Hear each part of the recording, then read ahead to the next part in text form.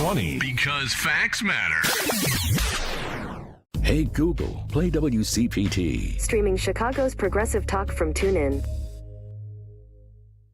Driving it home with Patti Vasquez, Patti Vasquez. From global conflicts to greenhouse gases, the folks refusing to wear masks says, and politicians getting caught grabbing ass says, she's driving it home with Patti Vasquez. Hello, and thank you so much for joining us. I can't feel like I said hello too aggressively. Like I'm so excited to hear and see everybody, in particular my guest co-host in studio with me, Carmen Navarro Gercone. Did I come in a little hot? Yeah, a little bit. It was kind of energetic. You came in like that storm hit us today out of nowhere. So great. To be fair, I don't know if it was out of nowhere. Was it out of nowhere? Maybe I chose to ignore that it was coming. Yeah, my husband showed me the Doppler radar. He's very much I've had my husband schedule when I should leave a town when I used to be on the road a lot. He's like, in order to get ahead of this snowstorm, you got to leave right now. He goes, otherwise you're staying overnight. That's helpful. It is very helpful. So he told me this was coming. I still went out in it.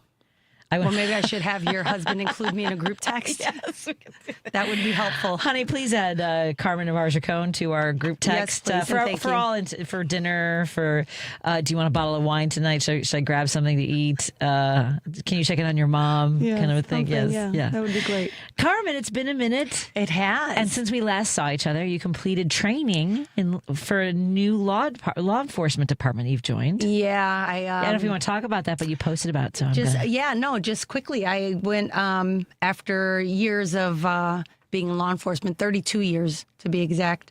Sometimes to be a better leader, you have to go back to being led.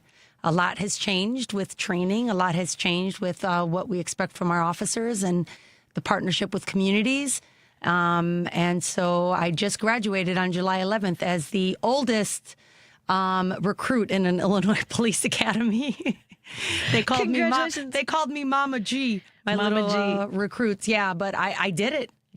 That's amazing. Congratulations. Yeah. Thank you very much. And is there sort of a, grandfathering somebody in because they've already had law enforcement? It's not like a 50-year-old could go and train with the police department. I don't think that they're necessarily recruiting. No, they're not necessarily grandmas recruiting. Like me. 54-year-olds like me aren't necessarily being recruited, but there is a need. Some of us in law enforcement, if you work for specific departments, there's certain certifications that you get or you don't, you have or you don't have. And for those instances, if you're looking for other part-time work or you're looking to expand contracting work even after retirement, you can join a police department part-time and you can go to a police academy. So there are police departments that if you already have law enforcement experience, they will hire you. And send you to the police academy. What would you say were some of the changes you noticed compared to your training when you first began? Ooh, well, some good ones. We'll start with the good ones. Yeah, they're all good. All the changes have been good. So the first time I went to the police academy was 1994. So I was 21 years old, didn't know anything about law enforcement. I had just had a baby and I was nursing. What? Okay. So that has changed. Yes. No, that has changed. But in the academy, hot flashes instead of breastfeeding. That's exactly hot flashes. I traded that in for the nursing. Yeah. But during the academy, being told things like, keep your knees together, Navarro. I don't need you pushing anything else out. Or standing at attention. And the instructors waiting till the front of my uniform shirt was completely soaked through before allowing me to go, pump. To embarrass you. Yeah. Right. And let's just say that again. Yeah. They waited until you were like when you said you needed to go and pump. They made you wait until you were completely drenched. I had to stand at attention until they were done, until the front of my shirt was completely soaked. Yes. Okay, gross. Gross they were doing that. Not gross that you were. No. Perfectly natural bodily function. Yes and no. It's and first day on the job, walking into my new assignment and feeling some big heavy hands on my shoulders behind me and a big gruffy voice say, "Oh, they finally sent me a full-figured deputy." So that's not happening right now. That didn't happen this time around. Wow. None of that. So kind of what I've noticed is that the good men in law enforcement are definitely stepping up. There's a lot of good changes, a lot of policies, and the respect is obvious. There's a different level of respect for the job that we're all doing together. It's definitely see us as partners. And that was different to see, even amongst my recruits. Like I said, I was the oldest. My roommate was 21 years old, and her name was also Carmen. So I felt like I was going through the academy, with myself hand in again. hand. Yeah, you're holding your own hand. Yeah, amazing. but she, watching how she interacted and how they interacted, that relationship is definitely different. And with the way the trainers interact, the instructors interact, it was just a whole different, definitely more professional. And one of the things, I was just sharing this with somebody today about when we met, and what struck me the most. One, when I first really met you was at a fundraiser, not a fundraiser, an endorsement session for, I believe, a bunch of Northwest Side Dems over here in Edison Park. Was when we really kind of met and kind of hit it off, I think. Yeah.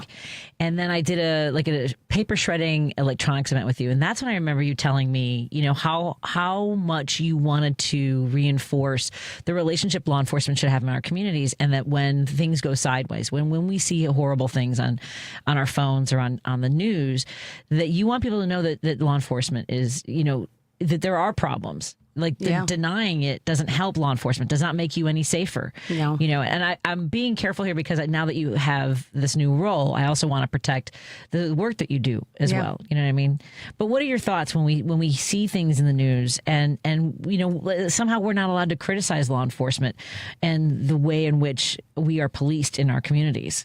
Yeah, I don't think it's that you're not allowed to criticize. Like even I get it from my own. I have 5 children. They're all over the place, and so I hear it from them too. And I think that's one of the benefits I have. It's not necessarily that it's given me thicker skin, but it has allowed me to practice how to respond when somebody says, "That's a bunch of shit." When they see it, hit the bell. Wow, you haven't been here for a minute. Okay. Welcome back to radio, Carmen Navarro Gercone. Well, I think what I'm saying is that when we see, because law enforcement has the power to take our life and liberty. Yeah. And somehow when I say we're not allowed to, comply or die is making me so outraged. We got that, right? I think we got that. Yeah, I hope so. I apologize. That was a quick reminder for me. You felt very passionate about this. Yeah, because it does. I understand the responsibility, and with that, I also understand that is why we get criticized as harshly and why the community fires back so harshly, because we have that kind of with permission. Like, we're allowed. The law is literally on our side when we make the decision. And so we have to understand that that's what makes people angry. You made a decision and nothing's going to happen to you. That is their belief. Nothing is going to happen to you. Yet if I make that decision, everything's going to happen to you. Everything's going to happen. And so I think getting law enforcement as a whole to understand that the community has every right to feel that way. And that's why the expectations for us are so high. So our reaction should not be, that is not no. Allow people to have their feelings. That's what they tell us when you're raising kids, right? Your feelings matter. Allow the community to have their feelings. They haven't had the training you've had, but also neither one of you were there at that moment. Right. Right? I wasn't the officer on that call. I wasn't the officer there. And you weren't the community member there. But your feelings matter, and I should hear you.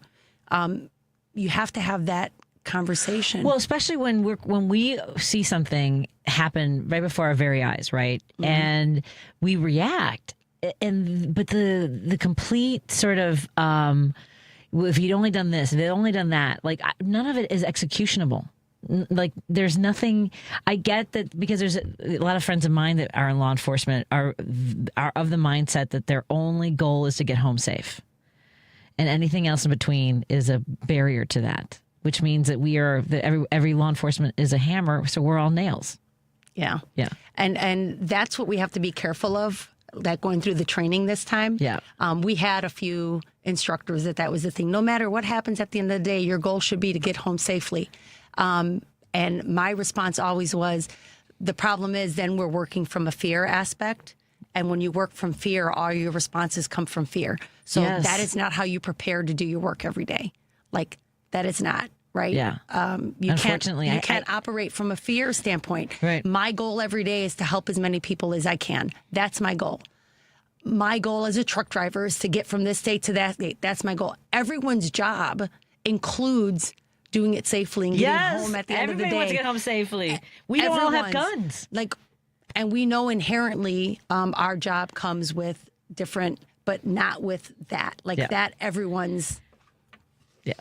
As a mom, my job is to get home safely at the end of the day. I feel bad because I always put Carmen on the spot as my law enforcement expert. Yeah. I really appreciate the work that you do. Yeah, they have good conversations. Let's get to a phone call here real quick from Jim. Jim's calling from the north side. Hey, Jim, what's on your mind, my friend? Hi, Carmen. Hi, Patty. When I think of police, I think of the famous chief of detectives in Chicago, the greatest jewel thief in Chicago history. He stole everything that wasn't nailed down. Bill Hanhart. I don't know if he's still in jail or not. The problem is with a policeman, what galls me is when they frame somebody, deliberately frame them, or don't do enough to. I've seen a lot of exonerations, a fantastic amount of exonerations lately.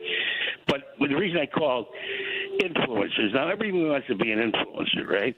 What about an influencer that influences in charity? I know. Charity. There are. Jim. Are there go ahead. influencers Yes, in charity? there are some. There's actually a couple of people who do some and it makes me uncomfortable sometimes because it's kind of a setup. Like one guy goes around and he'll say, "Hey, I'm really hungry. I can't afford my groceries. Will you help me out?" And when they do, he gives them money or pays for their grocery bill. But there was one where a guy went up to this family and said, "Hey, I don't have enough money to put gas in my car. Can you guys spare some?" And that happens to all of us, right? Where you're like, we feel like we're getting scammed or whatever. He ended up finding out that this girl has cancer, and that the family was homeless. They were living in their car. He ended up starting a GoFundMe and raised I'm not kidding, $1 million for them to be, because her treatments, they didn't have insurance. Her treatments were $350,000. So to answer your question, there are people who set up these accounts who do a lot of altruistic things. Yeah. I follow a few of them. Yeah. So there are a few. We also know about them as much because they're not outrageous. They don't get that, the people who make you angry are the ones, who often. Take the Tate brothers, for instance. Yeah, now, exactly. They like to strangle their victims. I guess this is the new way to go. You strangle a person half to death before you rape them, and somehow you get some whatever you want to call it out of it. I don't know who the hell wants to be strangled. It's horrifying. Strangling people isn't a good thing. That's against the law. I think it's against the law. But my point is, let's take Ted Kennedy, for instance. He's on the floor. He said, "Why don't we give everybody a decent burial for free?" And he got booed off the Senate floor. My point is, where are the charitable, altruistic influencers? Because I hear of Laura Loomer, I hear the Tate brothers, I hear of little boy Fauntleroy, Swanson. Is the heir of the Swanson dinners? I can't. You know what I'm talking about? Anyway, he wants to run for president. Yeah, that's what I hear about. But I never hear about an influencer who gets 12 million followers because he's talking about Medicare for all, or right. No, I hear you. There are quite a few, but to your point about the Tates, they're not getting arrested like that for human trafficking. Jim, before I let you go, a listener texted in, PV, I need your opinion on something. Is it just me, or has this been the worst spring and summer in Chicago ever? That's speaking volumes, because the last 15 years have gotten progressively worse. This one, though, seems so miserable and rotten. What do you think, Jim, as far as the weather goes this season? Well, the smoke, I don't know how long we could tolerate the smoke. God, yeah. I'm an old timer now, and plus I smoke about 5 cigars a day, so I don't need a lot of smoke pouring in through the windows. No kidding. So my point is, that's going to kill some people. There's no doubt about it. I know it's been bad. That made it worse. But, and Europe is on fire. Yeah. Europe's on fire, and they took us out of the climate change agreements. Trump took us out of those. It went really in an opportune time. And everything, all these wars are over oil, and oil is causing part of it. Yeah. So anyway, you guys. Thanks. Yeah, and thanks, Carmen, and thank you, Patty. Thank you, Jim. Thank I'll talk to you later. Let's take a break here. When we come back, we're going to talk to the minority leader of the Missouri House, representing House District 14. We're going to talk to State Rep Ashley Aune, and I have to make sure I say her name right because it's been a minute since we've spoken. More after this on WCPT 820 Heartland Signal and KKNW 1150. I usually need a phonetic spelling of things. I'm terrible. I'm a terrible person. I apologize ahead of time. The Stephanie Miller Show. Good morning, Malcolm Nance. Hi. You said once again it's astounding not only the Supreme Court believes the presidency should have even more power than it currently has, but they're doing it for this guy, who they also essentially confirmed is a rapist. But they're like, oh, and by the way, here's a bunch more power, right? This Supreme Court will change any law, break anything for Donald Trump. The Stephanie Miller Show. Weekdays at 8 a.m. on WCPT.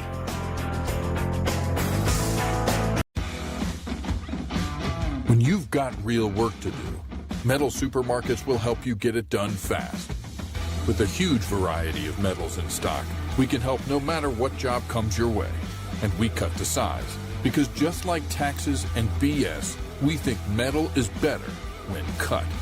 Metal Supermarkets, the convenience stores for metal.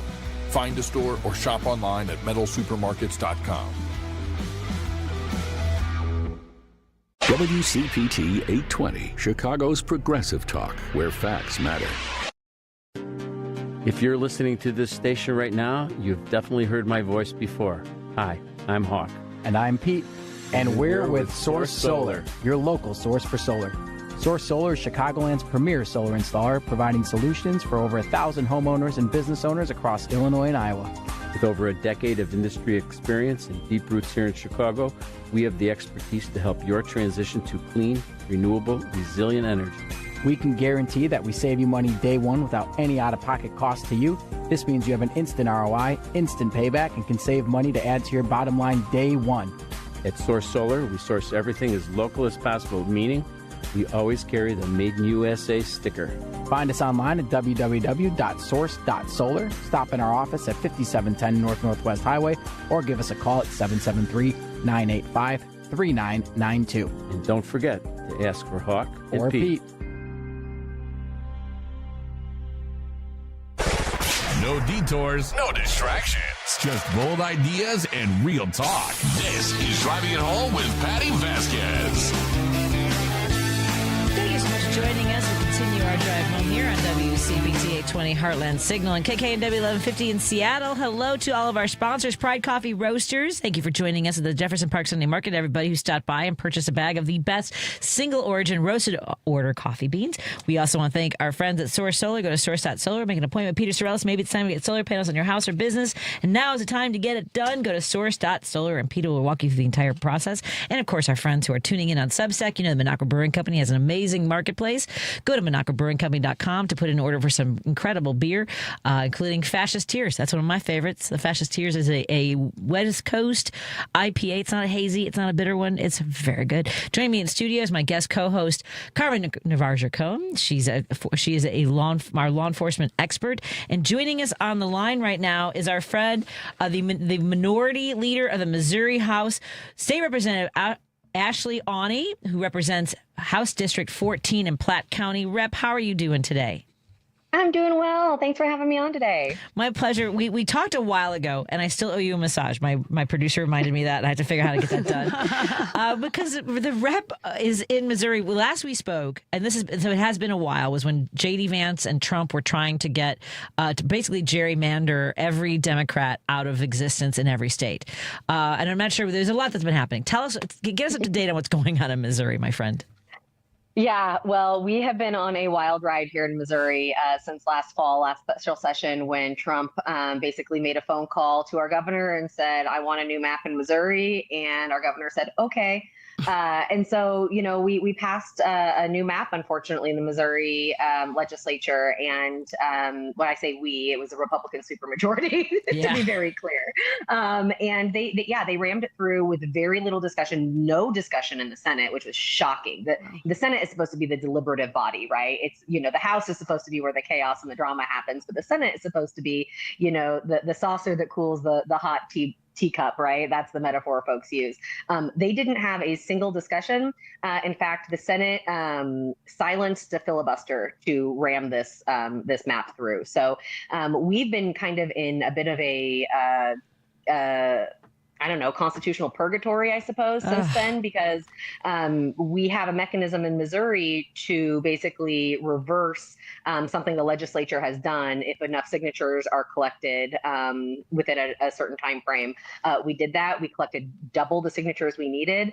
And our Secretary of State is currently refusing to certify those signatures until the day of the primary, which is next Tuesday.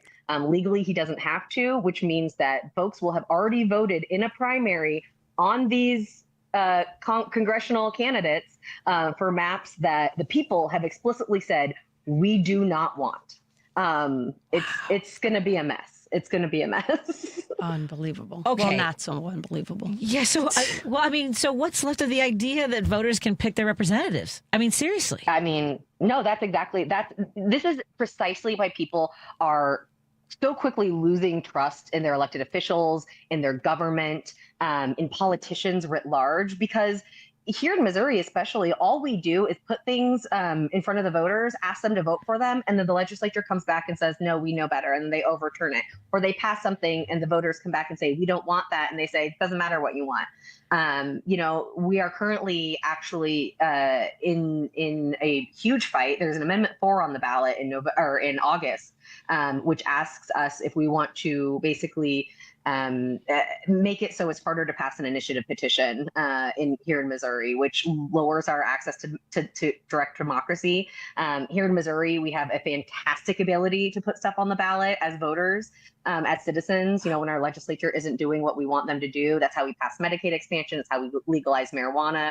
It's how we put access to abortion in our Constitution. And they're trying to make it basically impossible to do that with Amendment 4. And so we've been fighting on that front and several other fronts this primary season. So it's been really, really tough here in Missouri. Oh my God, that is. First of all, let's reset for a second, because I know we've had you on the show before, and obviously the like you said, gerrymandering Democrats out of existence is being absolutely shoved down people's throats. My words, not yours. But let's talk a little bit about you, because you're up on this ballot. Are you being primaried by Democrats? No primary for me, just a general election in November. Okay, so just a general. So let's vote. Let's start at the beginning, though. So did you grow up in Missouri, my friend? I actually grew up in Kansas, just on the other side of the state line. Just watching Missouri from afar. Missouri was a purple state back when I was growing up, and it is deep red now. Yep. And was your family involved in politics? Do you remember the kitchen table, filled with conversations about what was going on, or was this something you came to later on? Yeah, absolutely. No, we were a political family. And interestingly, my dad was a Republican and my mom was a Democrat. And so I grew up, on election day, my parents would link arms and say, all right, let's go cancel each other's votes out. They'd make a joke of it. And it was kind of a really cool thing to kind of watch these two people who did disagree on policy, but loved each other through it. And, my dad stopped voting Republican in 2016, though. So wow. Props to my dad. But yeah, no, I grew up talking about it. I grew up caring deeply about politics. And it wasn't really until, I was asked to run about 7 years ago that I was like, oh, maybe I could do something like this. I never saw myself as an elected. I thought an elected official was a middle-aged man in a suit and a law degree. I certainly didn't think that with you on that tattoos and a nose ring was going to cut it in the suburbs of Kansas City. But here we are 6 years later. Yeah, outstanding. And for folks who think, first of all, we have to stop accepting that Democrats can't win in places like Missouri. Now, granted, like maybe in a more urban area, but my understanding is you have more candidates running against Republicans, or at least running for seats across the state more than in years. Is that right? That's right. In fact, we have more Democrats. We have more Democrats have contested Republican seats than Republicans have contested Democrat seats. So we've only left 5 seats uncontested in the state as Democrats. There are only 5 House seats that don't have a Democrat running. There are 22 seats that don't have a Republican running. We had a record recruiting year. We had some really phenomenal candidates who are not just running in seats that, are long gone 80-20 Republican seats. We have folks who are incredibly impressive running in these very close 50-50 seats that we've only lost by a few hundred votes the last few cycles. And they are raising money. They are knocking on doors. They're talking to voters, and they are ready to win in November. Wow. It's exciting. It is. I mean, look, Missouri is one of those states that has had the whole trifecta of Republican run, right? With the governor's office, the legislature, right? The judicial. What is cutting through with folks? Is it starting to sink into them that maybe this leadership and then on top of that, the federal leadership isn't making people's lives better? Yeah, I think so. I think that, in a year like this, when, and in a state like Missouri, where Republicans often run and win on culture war issues, they like to run on immigration and crime and trans kids. And, those are the things that those are the boogeymen that they like to, put in front of voters. But in a year like 2026, in an election cycle like this, when our president cannot help himself but continuing to go back into a war that he started in the first place out of nowhere. Gas prices continue to fluctuate and make things impossible. Diesel prices are through the roof. Fertilizer costs are astronomical for farmers. And the cost of living for most Missourians is untenable right now. Their utility bills are going up. It costs more to buy groceries every week and to fill up your car. These culture war issues, that is not going to cut it this election cycle. Voters are tired of hearing about it. They are tired of their elected officials going to Jefferson City, voting against their will explicitly and being proud to do so and saying so on a microphone on the record, which is wild. I think that they're starting to see that the hubris and the audacity levels are at an all-time high in the Missouri legislature with this Republican supermajority, and they're not having it anymore. I think they're finally seeing through the smoke and mirror show, and they're ready for some real change. I really hope so, because if not now, the question is, if not now, when? Yeah, it is people now. Come to their senses. And hopefully it's a ripple effect, right? The little, you drop the rock there, and hopefully those ripples make it across to other communities and other states across the country. Yeah. Oh, no, absolutely. I mean, that's the whole point. And I believe very firmly in momentum. I think momentum in sports and momentum in politics is a very real thing. And it's a phenomenon that I am very excited to be latching onto this cycle. We're about to defeat that amendment that I just told you about, Amendment 4. I'm confident that we will, it'll be a no from Missourians. They want access to direct democracy. And the other amendment is Amendment 5, which is a complete sham to try to raise our sales taxes on everything while eliminating our income tax. And Missourians across the political spectrum have seen through this just complete load of crap that the governor and the legislature is trying to push on us. And my hope is that after next week, our primary is on Tuesday. After that primary, we will have defeated Amendment 4 and Amendment 5, two of the Republicans' biggest priorities. And we can go into the rest of this cycle with that momentum, knowing that we are on the right side of this and that voters stand with us and that our values are their values. And that's how we win in November. Amazing. We need more of this energy. More of this. More of State Representative Ashley Aune, who's the minority leader of the Missouri House. I don't even think super majority is a strong enough word for the hold that Republicans have in Missouri, is it? Yeah, no, I mean, it is. It doesn't evoke a feeling, right? But it's not extreme enough. I mean, yes. It doesn't describe what the outcomes are of a supermajority. And what the outcomes are is a complete disincentive to compromise. There is no incentive in Missouri government right now to reach across the aisle, to talk to people who maybe view things a little differently than you and come to a solution that actually makes life better for Missourians. There's no incentive for that here. And you can feel it. You can feel it throughout the state. Wow. Okay, but this has been an extraordinary conversation, and I remember why I enjoyed talking to you last time and why I offered you a massage, and I've got to get on that. I should give you one too, Carmen. I've got like a bunch. I just don't have time to go. So right now, Rep, if somebody, minority leader, if someone hears this and wants in Missouri or anywhere, what's the one thing you genuinely want to tell people rather than yelling into the void online? I want people to know that Missouri is not a deep red state. Missouri is a state that doesn't participate enough in our democracy, where it counts. We don't do a good job of differentiating between the candidate and the policy that's in front of us. And so I know that, deep down, Missouri is a purple state, and mohousedems.com is a great place to go to find the folks who are running near you, who are trying to build some momentum in their community, whether it's in St. Louis, in Kansas City, Springfield, Columbia, even in the Boot Heel. We've got incredible candidates running all over this state, and they're ready for your support.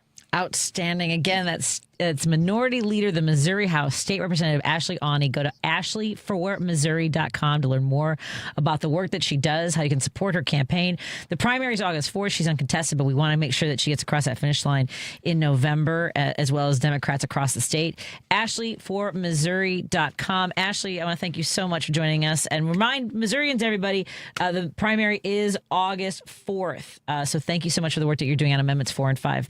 And we wish you the very best. Please, our microphone is yours anytime you need it. Great work. Thank you for having me on. Absolutely. I appreciate it. Take care. Go get them. Stay hydrated. We'll be back after this on WCPT 820 Heartland Signal and KKNW 1150. Thank you all for joining me and guest co-host Carmen Navarro Gercone. We'll be back after this. She's amazing. Yeah. You're listening to WCPT 820. That was fantastic. Thank you so much. Thank you. Got it. Take care. We'll talk to you again soon. Really appreciate it. I'm meteorologist Ray Miller from the Weatherology Weather Center. Thunderstorm chances ending early tonight. We'll see cloudy skies with a low temperature of 70. Northwest winds up to 25 miles an hour. Sunny Tuesday, 77 for the high temperature. A more comfortable day with winds out of the north at 10 to 20 miles an hour. Wednesday, lots of sunshine. Comfortable again, high of 78 degrees. Warmer Thursday, sunshine, high of 87. Chance of storms Friday, high of 84. That's the latest Chicago weather update. Right now, it's 73. This is Chicago's Progressive Talk, 820 AM, WCPT Willow Springs, and online at WCPT820.com, where facts matter. The Stephanie Miller Show. Someone said, I was 13 when Clarence Thomas joined the Supreme Court. Today, I'm almost 50. Elections have lifetime consequences. Remember that this year. Both Thomas and Alito could retire soon, and the president cannot confirm another Supreme Court justice without the Senate. Democrats must win the Senate. Vote blue, no matter who. Stop the infighting. I mean, if you don't get that Hillary was right, and Kamala was right about all of this and the consequences of elections, I don't know what to tell you. The Stephanie Miller Show. Weekdays at 8 a.m. on WCPT. Hey, Clerk Elise, you got a guy who can fix my lamp. I do. At the Township of Lyons Repair Cafe, neighbors help neighbors repair all sorts of things from lamps to vacuums. Little acts of mutual support that make a big difference. Hey, Clerk Elise, you got a guy who can notarize documents? The Township of Lyons has lots of notaries on staff ready to help. Hey, Clerk Elise, you got a guy? At the Township of Lyons, we are your guys. Whatever you need, we work to bring more resources right to you. Check out the Township of Lyons online, Lyons with a Y, LyonsTownshipIL.gov. This is WCPT 820, where facts matter. Here's great news for those Chicagoans heading up to southern Wisconsin. Should you ever forget to load up on progressive brews from the local favorites like Rogers Park Provisions or Park West Liquor in Lincoln Park, Minocqua Brewing Company beer is now conveniently available at Dream Liquor and Cigar in Kenosha and in the Lake Geneva area at Delavan Liquor and Smoke in Delavan.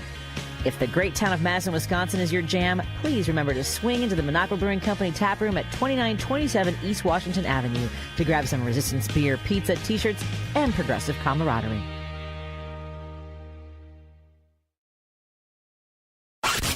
You're listening to Driving It Home with Patti Vasquez.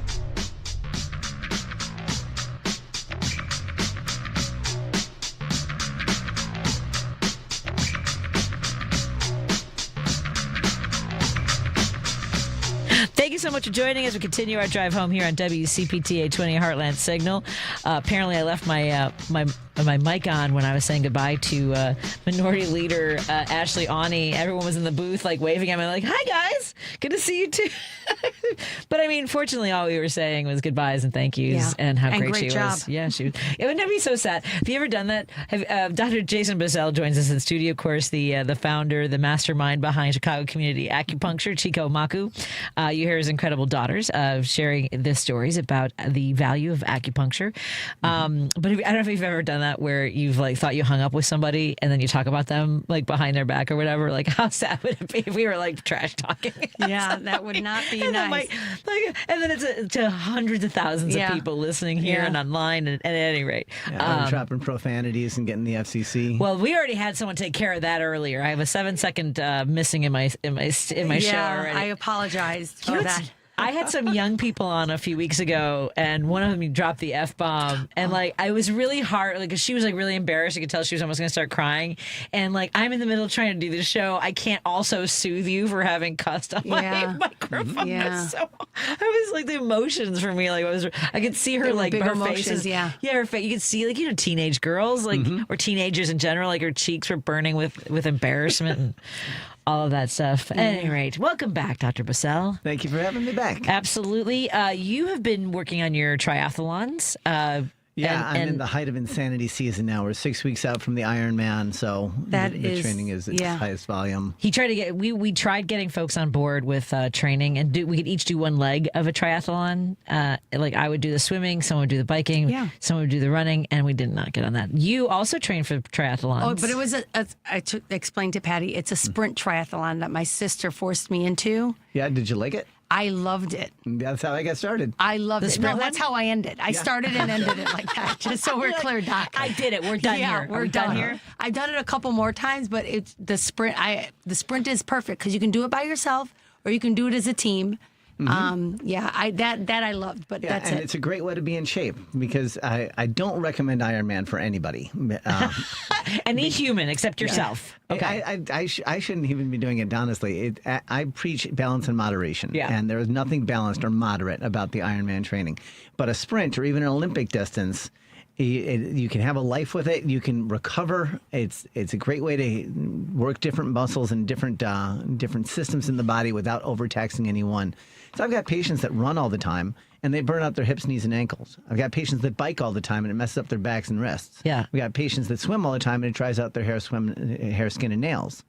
But with triathlon training, you're doing something different every day. Yeah. So it's a nice way. I recommend this for everybody. So the sprint distance, I think that's great. I'm glad you've done them. Yeah. I hope you continue. It was fun. And, you like to share trauma in life. So just like my sister forced me, I then forced my daughters. So that was nice. What's the sprint distance? What's the run? The run is only a 5K. So it's a 3-mile run. Everyone has a really different idea of what sprint means. Well, I'm more of a trotter, so it's not really a run. 50 I guess yards. that's why. We're talking 50 yards, 100 yards. That's a sprint distance, just so we're all clear on things. Like a sprint triathlon should just be sprinting 100 yards and then swimming to the end of the pool and back. Yeah. And then ride your bike a couple times, 2-3 times around the block. 2-3? No, that's a little more. I would take a mile. I'll take a mile sprint on a bike. Yeah. Maybe. Yeah. Yeah, sprint is really a misnomer for this. I will give you that. Yeah, I mean, I'm just saying. It just means shorter distance is what it means. And this sprinting is short. I was a sprinter in high school. I was both swimming and running. Ah, okay. Track star. Not star. So I mostly did track in grade school and then swimming to stay in shape for softball season. So let's be clear on my abilities here. That's okay. I could swim forever. I just couldn't swim fast forever. I only got so much in me. As far as running goes, my joke is, and it's true, I am built like a quarter horse. I have big quads and teeny tiny ankles, which means I'm fast out of the gate, but I cannot go the distance. I got maybe a couple 2-3 blocks in. That's all I'm saying. I actually, all joking aside, I came across a training video on sprinting, like really not triathlon sprinting with this BS. It is fast running. Yeah, and I wish that in high school, like some of the drills that they have them doing look fantastic, like little like mini hopping and like balancing and stuff like that. Like we just ran. We were just like, just go fast. Yeah. There wasn't like muscle training. Go there and back 20 times. Yeah, exactly. Oh, we did. Remember we did, some people call them ladders. Yeah, We call them suicides. Yeah. Right? You run to one line, you run back. Run another, next line. Yeah. So that I could do. But that was it. Yeah, and the drills are something that I struggle with because I've got so much time to run and I don't want to take any of that time up by doing these drills, but I know that I should, and I'm forcing myself to, before most of my runs, I'll do like 2 or 3 minutes of drills. But it is good to do it to improve your form. It'll help everybody's longevity to be able to continue doing this without getting hurt. So I recommend them, and it's fantastic to have YouTube to teach us all how to do it. Exactly. Like some of these look like great skills to have to strengthen your flexibility, ankles and knees. Like that's the biggest thing. Is this your first Ironman? Oh, no. No, this will be my fifth. Yeah. Okay, so yes. So you mentioned earlier about watching your mouth. In case some people are, you're got a hot mic. Yeah. I need something for the closed captioning. That is my face. So if we can do a closed caption, because my face speaks volumes. So I thought you said you wouldn't recommend, but this is your fifth one. Yeah, I give great advice. Yes. Okay. I don't necessarily take it. Okay, that makes me feel so much better because you're a doctor, and so that makes me feel better. Okay. I really feel like mini triathlon is a better name than it's called a sprint triathlon. It's a 100 to 400 yard swim. Oh, so these are all different. 4 to 6 mile bike ride, 1 to 2 mile run. That's a super sprint. That's a super sprint, yeah. Yeah, right. which is half of the traditional sprint distance. All right, we'll see. The sprint is a 0.45 mile swim, so it's like 16 laps in the pool. And it's a 12.5 mile bike and a 3.1 mile run. All right. Yeah, no, I will. But you can do one part of it. It's fun. That I call it fun. I agree. I agree. We should do that. Yeah, when you've done them, was it the Chicago Tri? It was in oh my gosh, why Naperville? Okay, the I've Naperville. Heard they put on a good one there. They do, and you know what, Patty? This was the great motivator. I do anything for charity. Remember, even my sister even convinced me to get on stage. Yes, she did. For charity. And this was for raising money for breast cancer and uterine cancer. And so it was the women's sprint triathlon. And so you had the teams, like you had the survivor team, and then you had the age groups. And nothing motivates you to run faster than trotting behind somebody who has their age tattooed on their calf. And it says 76, and she's in front of you. Yeah, I've seen that at the marathon, a guy with a shirt on his back and said, "Old, fat, diabetic, and ahead of you." Yeah. That's brilliant. That's motivating. Yeah. I love it. I love it. We're in studio with our law enforcement expert. What title would you like now? Former Cook County Sheriff candidate, Carmen Navarro Gercone, currently serving, or we don't want to represent you as what you don't want. Yeah, I would say that my new thing that we've been working on is going to be later with the City of Chicago Cook County Violence Against Women Task Force, and we're starting a All-In Alliance. So now I'm a member of Chicago 77 and the All-In Alliance. So I think that's important to me. All-In Alliance. We'll be talking more about that in the next hour with Carmen Navarro Gercone and some guests she's invited to join us for that conversation as well. Yes. And we have Dr. Jason Bussell, who is the proprietor, the owner, the mastermind behind Chicago Community Acupuncture. He has been a sponsor here at WCPT for several years, and we're grateful for that. Mm-hmm. We can talk more about that if you want when we come back. But he has 2 locations. We often talk about the one nearest us over here by Superdog. Tell folks about the 2 locations that you have and how they can make appointments. Chicago Community Acupuncture is our more affordable option. It's community acupuncture, so we've got 4 lounge chairs in 1 common room. And it's at Milwaukee, Devon and Nagel, right in front of the Superdog Dare. Thank you. And my other one is a Center for Acupuncture, which is in Wilmette, which has got private rooms. It's a little bit nicer environment. And as such, we have to charge a little bit higher price for it. But those are the 2 of them. Excellent. A Center for Acupuncture and Chicago Community Acupuncture. And so go online, and there's a calendar there folks can choose or connect with you? People can, each of them is a separate business, so they have their own website. There's centerforacu.com and there's chikomaku.com, and you can schedule online there. Outstanding. And I know it's been a while since I've been there, so I got to come in. I need stuff. Maybe we can do the community one. We can drag the other halves. Yeah, exactly. Misery loves company. Torture loves trauma. Trauma invites trauma. I'm just saying. All the things. Plus, I got to bring Declan in. Let's take a break here and continue our conversation. If you have any questions for either of my guests, please give us a call or text 773-763-9278. That's 773-763-9278. That's number 2. Call or text. More in a moment on WCPT 820 Heartland Signal, KKNW 1150 in Seattle, and of course, all of our friends tuning in on the social media platforms like Facebook, YouTube, and now Minocqua Brewing Company Substack. We're glad you're here. Save big money on everything you need at Menards. Your roof is the first line of defense against the elements, and it enhances the appearance of your home's exterior. Owens Corning Duration Shingles offer ultimate protection and impressive curb appeal. Choose from 26 stylish colors and transform your home today. Shop our selection of roofing products on Menards.com. Plus, check out our weekly flyer for all the great deals happening now. Save big money at Menards. This is a WCPT moment in labor. In the 1830s in Lowell, Massachusetts, during the rise of the textile industry, factories were hiring large groups of women ranging in ages 18 to 35 to work at their mills. The workdays were 13 hours long and had poor working conditions. By 1834, the textile market was sluggish. In response, the workers' wages were reduced by 12.5%. One of the workers, Julia Wilson, tried to organize the women to get their wages back, only to be terminated abruptly. Wilson signaled the women to strike or turn out. Over 800 women marched and signed a petition saying we will not go back into the mills to work unless our wages are continued. Ultimately, the strike failed, but they learned from their mistake and successfully battled back a rent increase on their boarding houses 2 years later. By January 1845, about a dozen of the Lowell female textile workers came together to form the Lowell Female Labor Reform Association. This would become the first organized union of women workers in American history. This has been a WCPT Moment in Labor. We're working for your rights. You're listening to WCPT 820 because facts matter. You're listening to Driving It Home with Patti Vasquez. Thank you so much for joining us. We continue our conversations here on WCPT 820 Heartland Signal and KKNW 1150 in Seattle. In studio, I have my guest co-host, Carmen Navarro Gercone. She has been partnering with the City of Chicago, Cook County All-In Alliance to confront domestic violence, making sure that we have our agencies cross-communication, sharing, what they have learned, what works best practices, and what people need to know about staying safe. Yeah. And we'll talk about that in the next hour. Also joining us in studio with us is Dr. Jason Bussell, the owner of the mastermind behind Chicago Community Acupuncture. How are the girls doing? Everyone knows them from the commercials here. They are crazy busy this summer. Yeah. I remember summer being a laid-back time, but not for kids these days. No.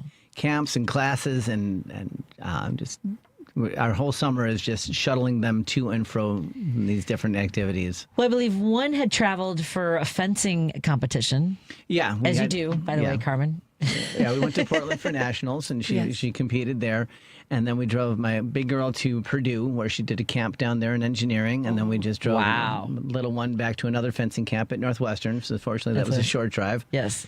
And then next week, I'm flying her out to Boston for another fencing camp. And then coming back, my wife is then taking the older one to an East Coast college tour circuit.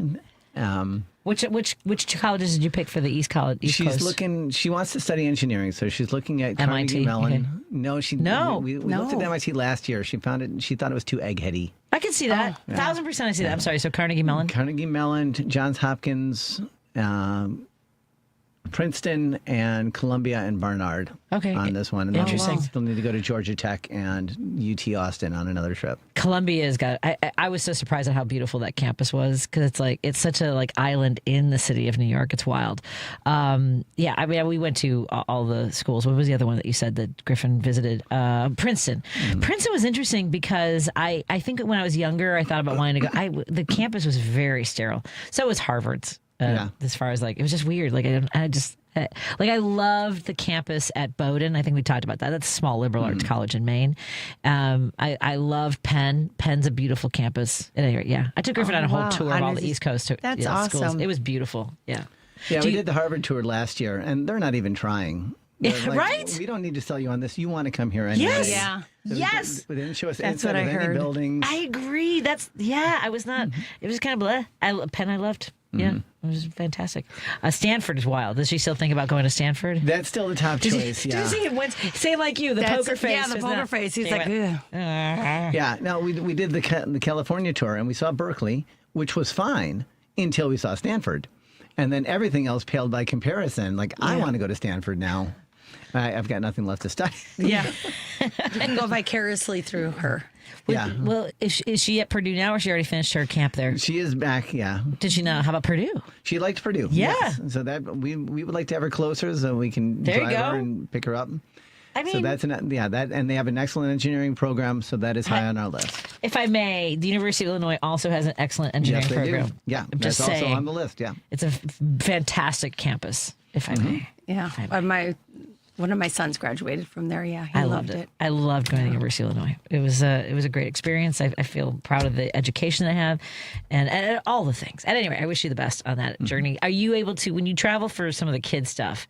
You just came back from Michigan, which I love that area of Michigan. Yeah.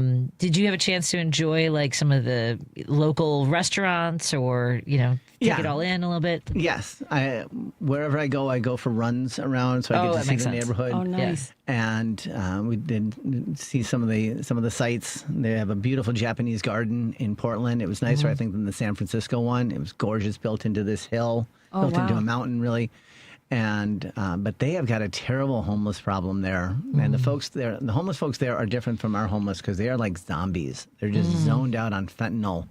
Except for the ones that are also high on crystal meth, and you can tell them because they're the ones that are screaming at nothing in the middle of the street. Yeah. And they're like every 3-4 blocks. It was really sad because it's a lovely city. Philadelphia was suffering from mental health and addiction crisis when we were there as well. I don't. It's been like that for years there. Yeah, in Philadelphia. Yeah. What would you say has been like some of the? I mean, we have a homelessness issue here, but as law enforcement, what would you say in contrast? I'm not sure how much you've had the opportunity to look at other municipalities. Well, in different states. So every year, first of all, when I went to the FBI Academy, we go with, there were 300 in my class from 300 different police departments all over the world, not just here. And everyone has a homeless problem, but every year there's a conference somewhere different. When I went to Seattle, that was disturbing because they're all very young. Oh. And they all have, I think from all that was the most disturbing for me because they're all kids and they all have like a dog with them or an animal with them because they said that keeps them safe. Right. Like if somebody comes near, and I'm like, all these children with that was heartbreaking. But everyone says they have a problem. I don't know. Right. But as far as what Chicago's doing differently, because I think you're right. It just, and it's hard to explain that it feels different, right? But we also had increasing problems in Chicago. You look at the CTA. I know that Mayor Johnson had talked about having wraparound services provided, end to end, like when we have the end of where a train terminates. If you got people who are still riding back, there needs to be some sort of interaction there with hey, these are the supports we have. I don't know. I'm not in that area. I'm over my skis with what a solution might be to help people. Well, I rode the train to and from work for a lot of years, and homeless on the train wasn't a new thing. There were even specific cars they put them on, and you knew when you were riding the train which cars not to get on because that's it wasn't. I think it's when it became more people were forced to ride the train, and then they didn't like what they were seeing, and then some of the. Right. I would say, because I started taking the train every day when I was in high school, and and maybe I'm just having selective memory, because even people get mad when Jim calls and says that he doesn't remember there being this level of, struggle with homelessness, both people who are without homes and those who are, on the train. I don't remember the level of this in the 80s at all, but that was my. No, I was riding the train a lot in the 90s, and there was always some homeless people on it, but not as many. Right. Yeah. It's just, I just hope that we can find some way through that. At any rate, which brings me to talking about, how we, are managing our stress, in all the ways. What are you seeing from your patients? Because I know that acupuncture can also be useful in managing anxiety and depression and things like that. Yes, and it is in great need right now because the folks with the political climate, with the economic climate, with the war, my patients are in near panic. And a lot of people are coming in with a lot more mental health issues, insomnia, eating difficulties, physical manifestations of the stress, gastrointestinal, this shoulder pain. It can show up in many different ways. And acupuncture does a fantastic job of helping to regulate that system to get us more calm and more zen. So I'm really grateful to be able to help them in a way that is safe. It's not addictive. It's not like taking a pill to ease your anxiety, which can be addictive. So I'm really grateful to be able to help folks with that. It's fantastic. And I really encourage folks to check out Chicago Community Acupuncture, Chico Maku. And when you do come in for your first visit, he provides you with a book that gives you some information about your health, about nutrition and things like that. Tell folks they can also buy that if you'd like. That's the Asian Diet. I wrote it because I don't have time to give all this information in a lecture to all my patients, but I used to when I was slower. And it was named a top diet by U.S. News and World Report. It's been sold all around the world. It's you can read about it at theasiandiet.com, or you can just order it from Amazon. And that is the diet, lifestyle, and attitudes recommendations from the Chinese culture to promote wellness and prevent disease. Folks, you can start with green tea every day. I make a pitcher of iced green tea every week and get my through. That's right. That's one of the things I'm trying to be habitual about too. Really? Yeah. Oh, green tea is fantastic for you. Yeah. It prevents heart disease, vascular disease, cancer, cavities, increases metabolism, decreases appetite, regulates blood sugar and blood pressure, lowers lipids, triglycerides, and cholesterol, strengthens bones, reduces pain, improves mood, increases endurance, lowers inflammation, prevents chromosomal damage in the eggs and sperm, and improves oxygenation in the internal organs. There you go. Just to name a couple of things. Mm-hmm. Couple That was my things. shocked face. Yeah. Wow. That's Dr. Jason Bussell at ChicoMaku.com, Chicago Community Acupuncture.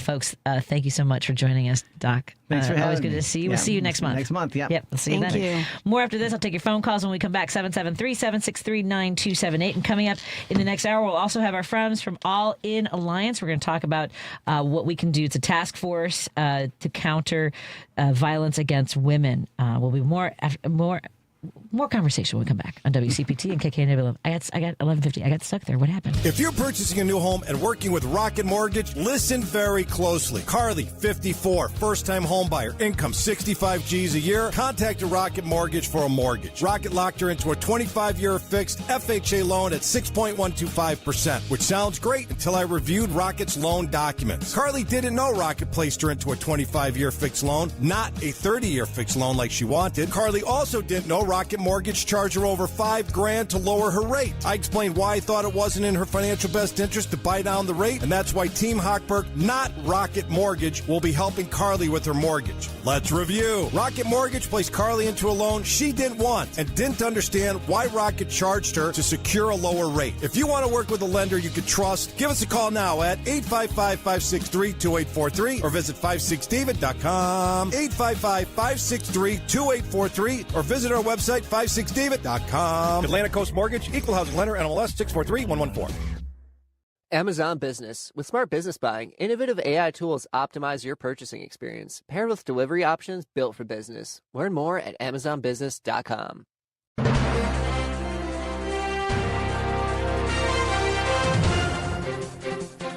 AP News, I'm Julie Walker. Police in Seattle now say there were at least 3 suspects involved in a food festival shooting near the city's Space Needle over the weekend, and that one of them was among those killed in the violence. In a document filed in juvenile court, where a 15-year-old arrested in the case was making an initial appearance Monday, police said they believed there were at least 3 shooters, the 15-year-old, an acquaintance who died at the scene, and at least one other unknown suspect. The gunfire erupted around 6 p.m. Sunday during the Bite of Seattle festival. Seattle Police Chief Sean Barnes. Certainly last night was a tragedy.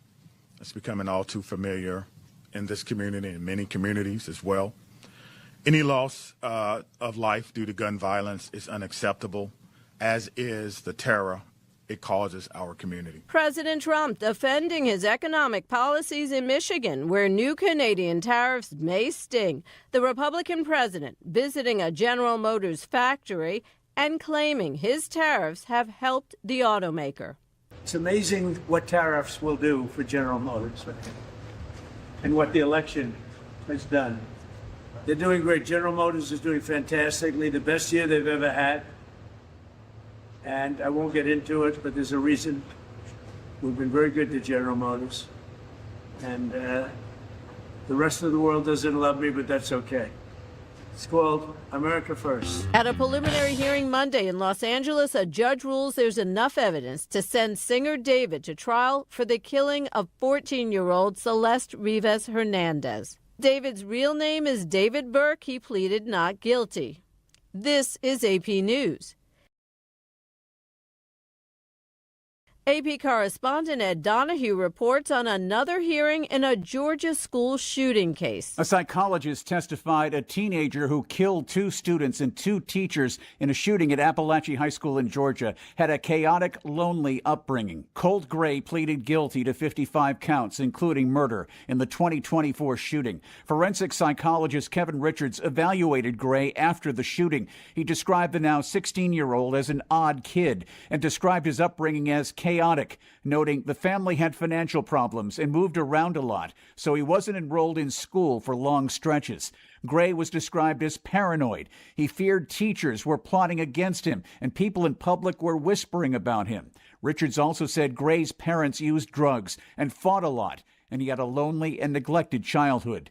Colt Gray is expected to be sentenced to life in prison. I'm Julie Walker, AP News. This is 8:20 a.m. WCPT Willow Springs and streaming worldwide at WCPT820.com.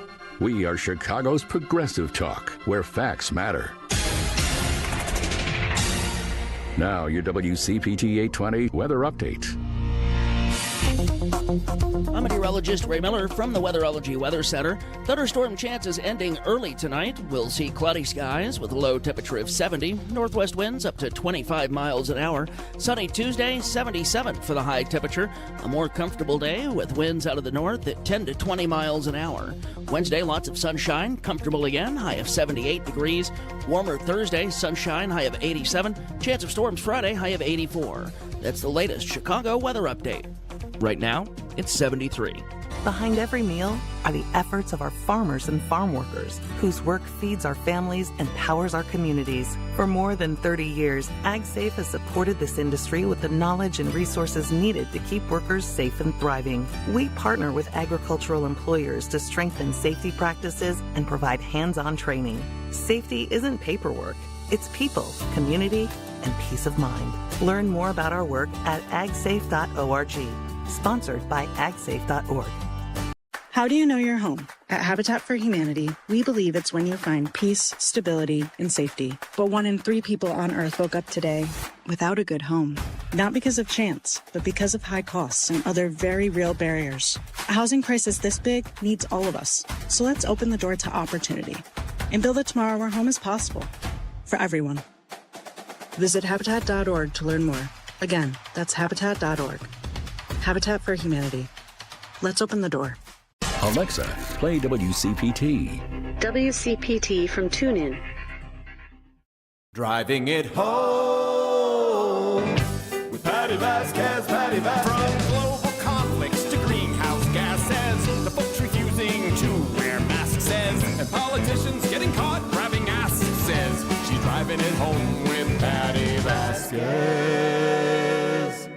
Hello, everybody. Thank you so much for joining us. We continue our drive home. Joining me in studio is my guest co-host, Carmen Navarro Gercone. It's been a minute since she's been here, so thrilled to have you back, my friend. Thank you. Great to be back. Yeah, it's really, I have my guest co-host. I haven't, we've had Carmen here be like, it's not just you. I just haven't, there's been so much going on that I also have been doing a lot of recorded interviews because now I'm here full time as opposed to working two different jobs. Which is great. It's been fantastic, and I love doing it. I'm also in sales, so if anybody owns a business that they want to be able to partner with us and make sure these conversations happen, as well as share your story with our audience. It's a very intimate way to tell the story of your business. You can email me, pvasquez@heartlandsignal.com. That's pvasquez@heartlandsignal.com. As you heard Dr. Jason Bussell, who's been a sponsor, he says it's a great way to connect with new clients. So we'd love to have you join us.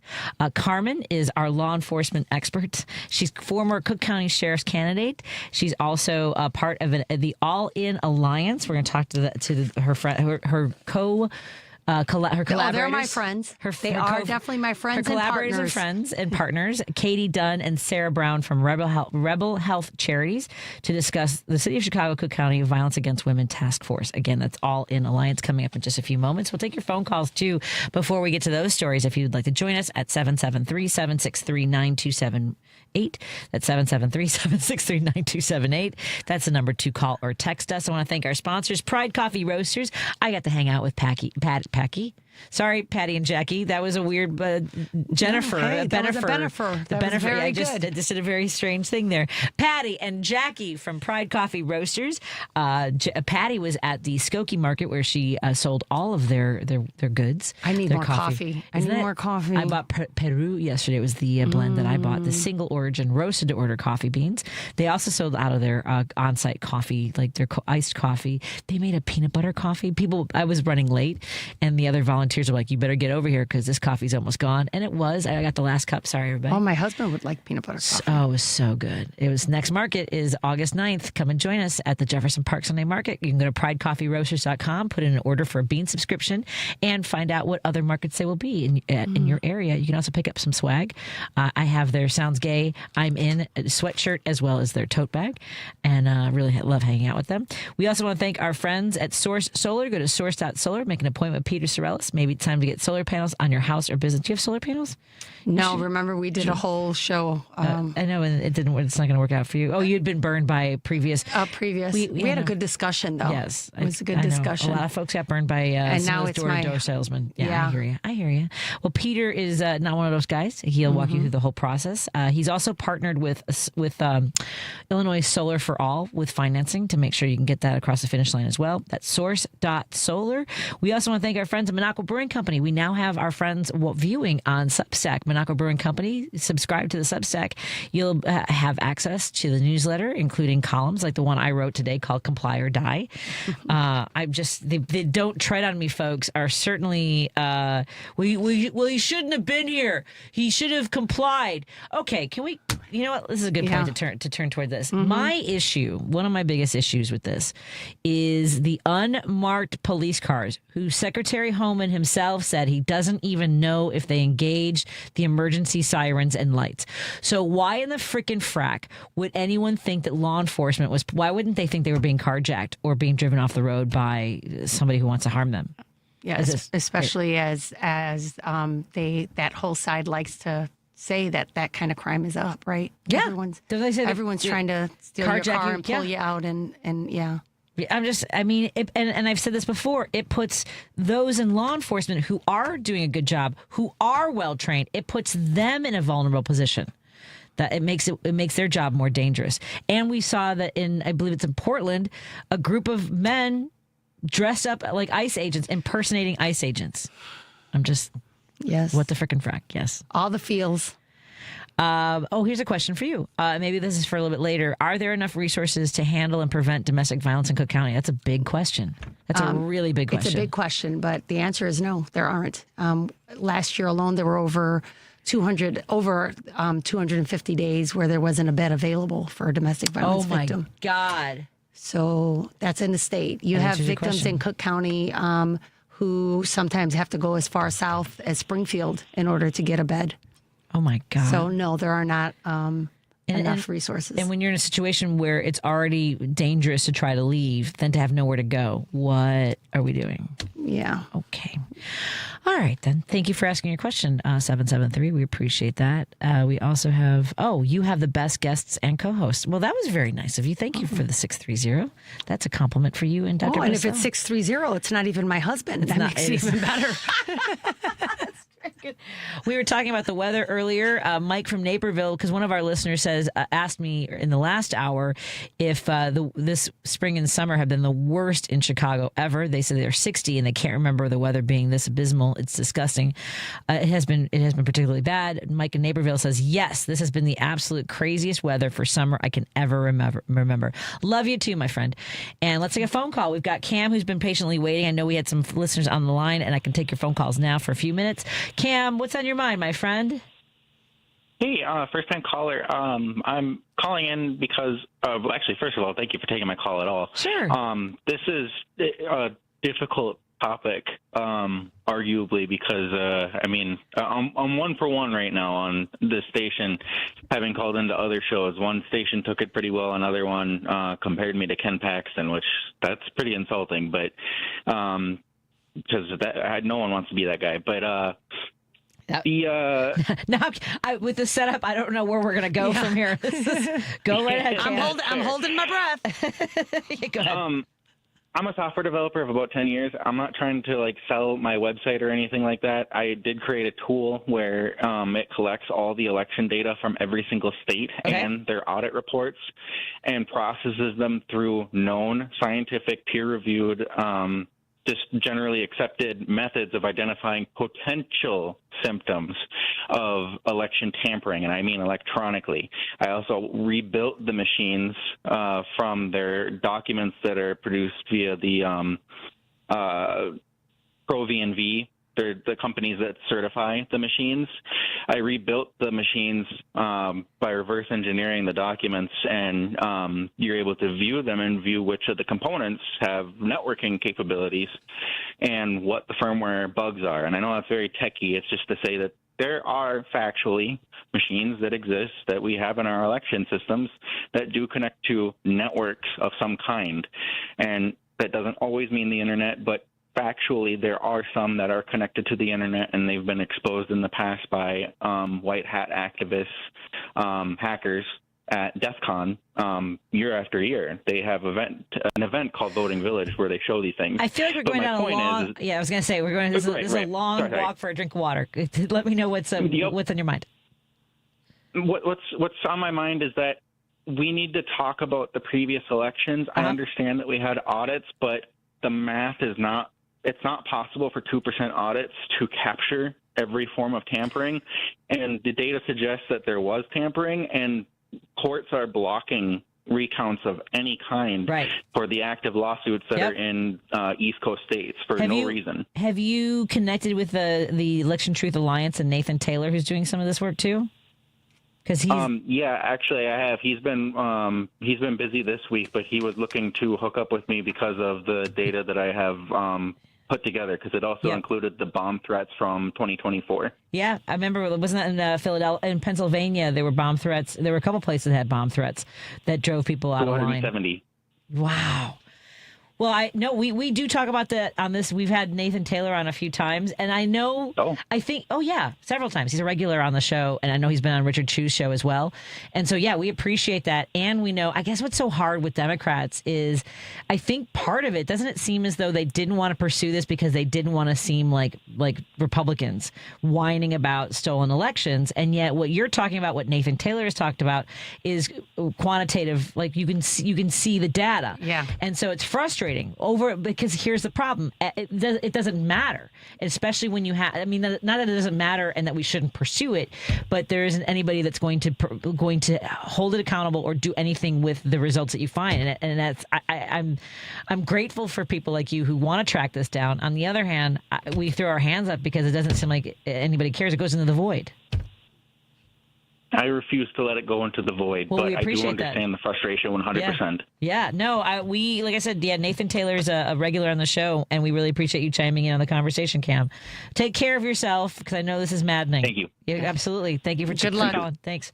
Yeah, Nathan Taylor talks a lot about that in the court cases that they've had, but I think the Democrats get squeamish about wanting to rehash that because partly I think we start to sound like the people and that's what scares us off. That'll make you be quiet quick. How do you strike the balance between election integrity and saying that their elections are safe and free, and then say but they cheated, and yet if they did cheat, we need to know that, and then what do we do if they cheated? There's no. But that's true in every system there is. We scream for transparency, yet the people that have it, if there is a problem, can you show me the numbers and explain it to me so we can find it? Yep. So we can have real discussions and talk from a truthful place. Exactly. Yeah, it's a hard one. At any rate, thank you, Cam, for calling in. I don't know why he said he started out with Paxson, because I think because some people automatically assume that when you're talking about rigging elections, that there's it's like that. Yeah. Well, that's exactly right, because then it's all maddening. Yeah. And not only that, but there are other ways to manipulate that election, whether it was the massive amount of money coming in from someone like Elon Musk. By the way, I had something up yesterday. I was looking at the numbers. Do you remember how MAGA truly believed they were going to get Doge checks, they were going to get a rebate check, and how many, like they fired like 250,000 federal employees, and yet federal spending skyrocketed, and Elon Musk became a trillionaire in part by the billions of dollars in contracts he got from the federal government. So that's my point. Is it like the ability to retain what's fundamentally happening, whether it is election interfering or the lies that they so deeply believe and refuse to let go of? Like, they still are big fans of Elon, even though he clearly grifted us out of billions of dollars. And he's not the only one. There are going to be hospitals that close entirely because of the cuts he made. These screaming about fraud. He said there is a lot of fraud. But he's part of the fraud. Yeah, there's clinics in small towns that have already closed. It's unbelievable. At any rate, am I screaming? I feel like I've been screaming. No, you got a little passionate. I have the numbers. Hold on a second. Let me pull up these numbers for you, because it's jaw dropping how much money it was. So it's I have all these numbers. The Elon, so it was the efficiency, right? That was the whole idea. 260 federal workers lost their jobs. So you're talking about people who, in their communities, when they go out to eat, go grocery shopping, participate in your communities, 260,000 of them lost their jobs. The federal spending went up by $275 billion after those jobs were cut. Now, those 260,000 people their salaries did not add up to that money. No, but I mean, like, it certainly didn't go down after firing all those people. No. And Elon Musk secured $18 billion in federal contracts. And his worth is now $1 trillion. Congratulations, MAGA. More after this on WCPT at 20, Heartland Signal, and KKNW 1150. We'll be right back after this with Carmen Navarro Gercone, guest co-hosting. Hey, Progressives, it's Richard Chu, it's host insane. of Choose Views weekdays 6 to 8 a.m. Central. We're all anxious for the 2026 midterm election to arrive so we can restore some sanity and much-needed oversight to our government. In fact, it's the most important midterm election in American history, and Choose Views will be in the thick of it, bringing you candidate interviews on a regular basis. I'll be talking to Democratic Party hopefuls running for House and Senate at the federal and state level, as well as candidates for governor and other state and local offices. I am in love with our ability to fight for our rights, to fight for our future, to fight for our freedoms, to fight as our ancestors fought. It's just our moment. This is just our time to stand up and to speak up. We can't give up on this. If you miss any of the interviews live, you'll be able to find them all on WCPT's Candidate Interviews page at heartlandsignal.com/candidates. That's Choose Views weekdays from 6 to 8 a.m. on WCPT, Chicago's progressive talk for 20 years. Knock, knock, Capital One Bank guy. Wow, Charles Barkley? I just moved into the neighborhood. Can I borrow some Wi-Fi? Sure, Chuck. That's what the Capital One Cafe is here for. Open 7 days a week. Oh, can I use your ATM? My dog Walker only takes cash. Anything for a neighbor. Can I try the catchphrase? Sure. Take it for a spin. There's no fees and minimums on Capital One checking accounts. Nice, Chuck. I'll take it from here. Capital One. What's in your wallet? Terms apply. Visit CapitalOne.com/bankguide for details. Capital One, N.A. member FDIC. DQ presents Being a Miracle Maker. Making a difference in your community has never been easier because July 30th is Miracle Treat Day at DQ. You buy a blizzard tree at participating locations, and DQ will donate $1 or more to Children's Miracle Network to benefit your local children's hospital. So on July 30th, buy a blizzard tree and be a miracle maker, a blizzard-eating hero, doing their part on Miracle Treat Day. July 30th, DQ. Happy tastes good. Chicago's Progressive Talk, WCPT 820, where facts matter. If you're listening to this station right now, you've definitely heard my voice before. Hi, I'm Hawk. And I'm Pete. And we're with Source Solar, your local source for solar. Source Solar is Chicagoland's premier solar installer, providing solutions for over 1,000 homeowners and business owners across Illinois and Iowa. With over a decade of industry experience and deep roots here in Chicago, we have the expertise to help your transition to clean, renewable, resilient energy. We can guarantee that we save you money day one without any out-of-pocket cost to you. This means you have an instant ROI, instant payback, and can save money to add to your bottom line day one.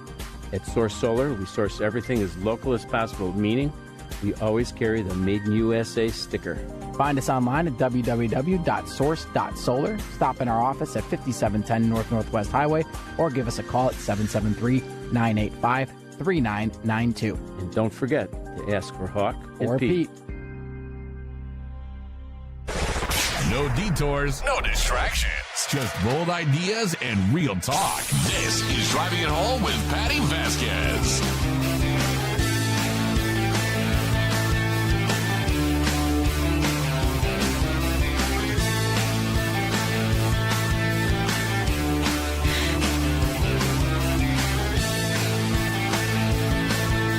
So much for joining us. We continue our conversation here on WCPT 820 Heartland Signal, KKNW 1150 in Seattle, KTNF AM 950 Minneapolis, St. Paul, and hello to all of our friends who are tuning in on Facebook, YouTube, and now Substack through Minocqua Brewing Company's Substack. We encourage you to please subscribe to Minocqua Brewing Company's Substack, where you can stay in touch with all the great work that's, well, I'm one of the columnists. I don't say my work is great. I enjoy doing it. I'll say your work is great. I appreciate that. Thank you. You're welcome. But Ben Cominos, we have Ben Cominos, Kirk Bangstead.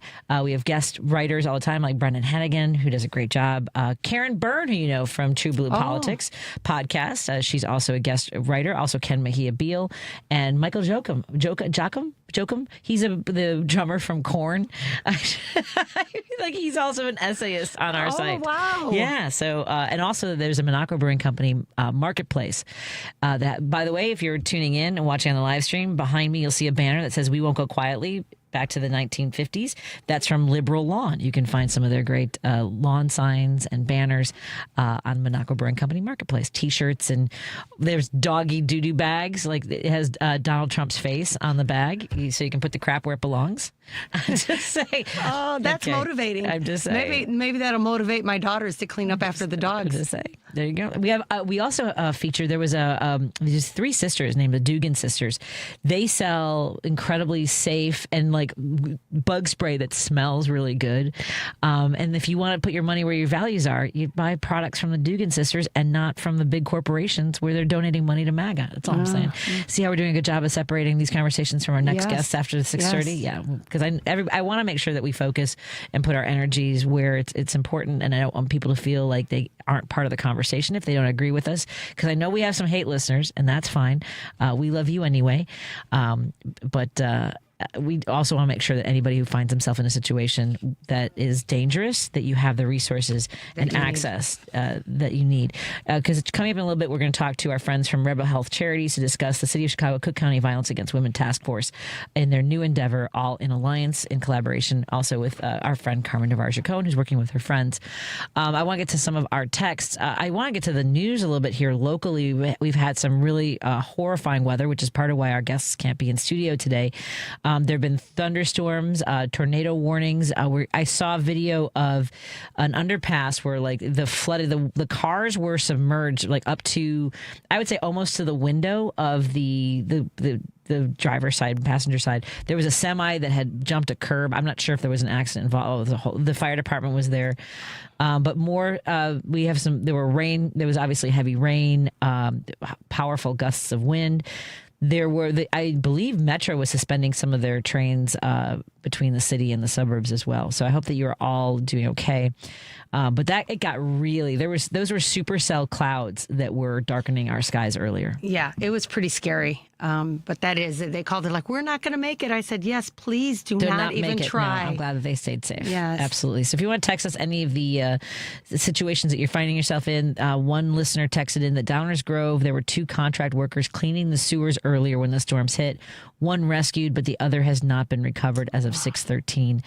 And yeah, the question is about safety issues and OSHA to make sure that they, have what they need to stay safe.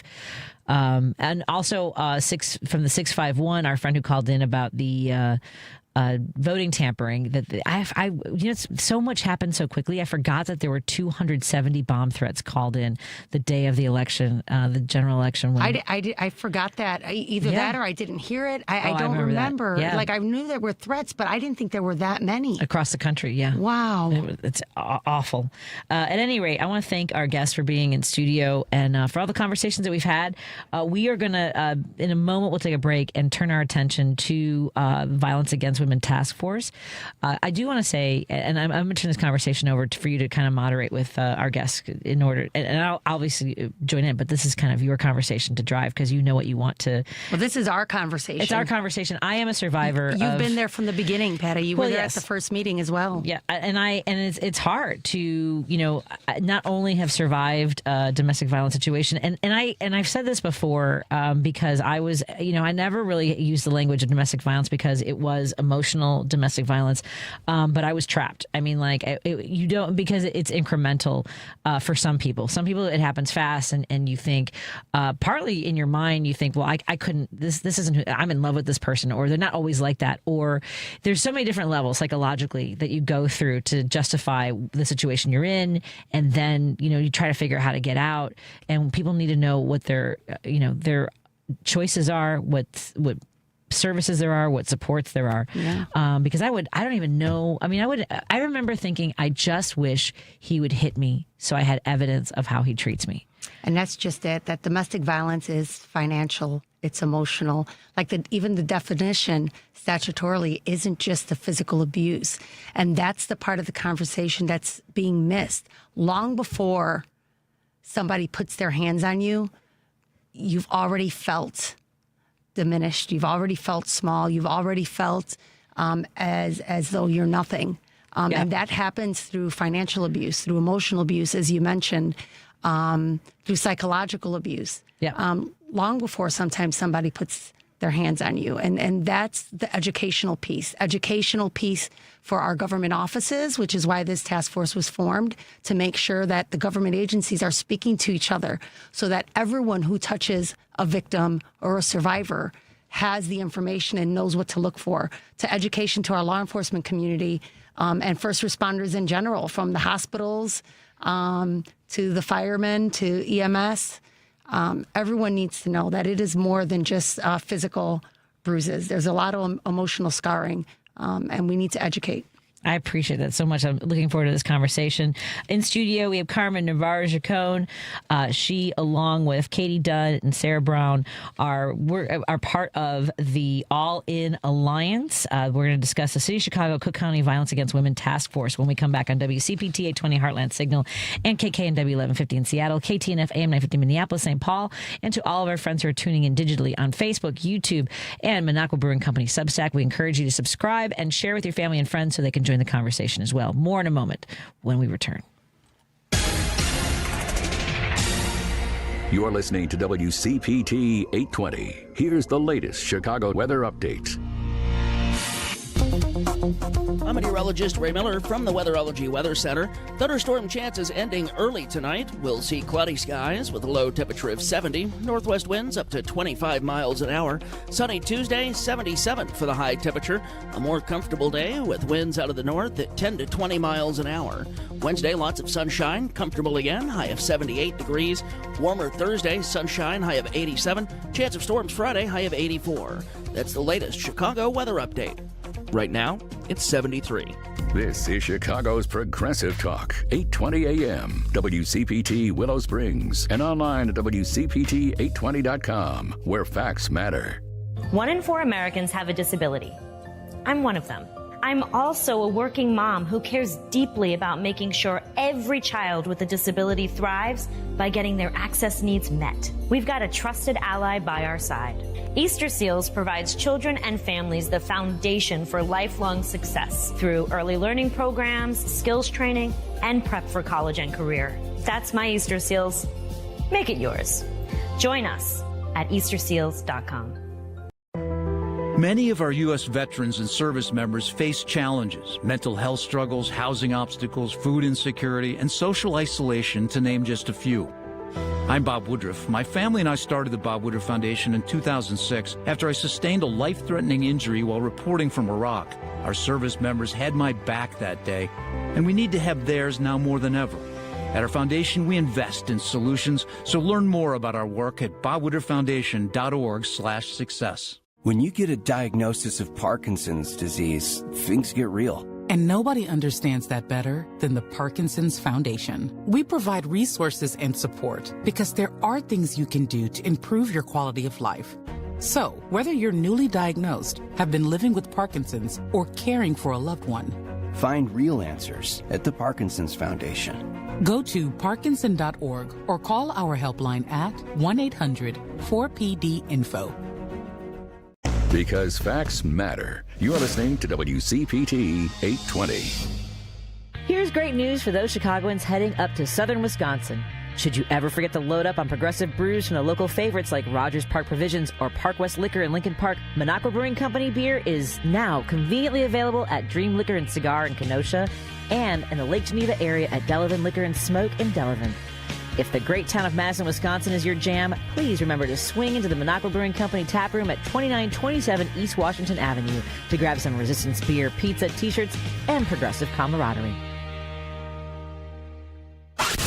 You're listening to Driving It Home with Patti Vasquez.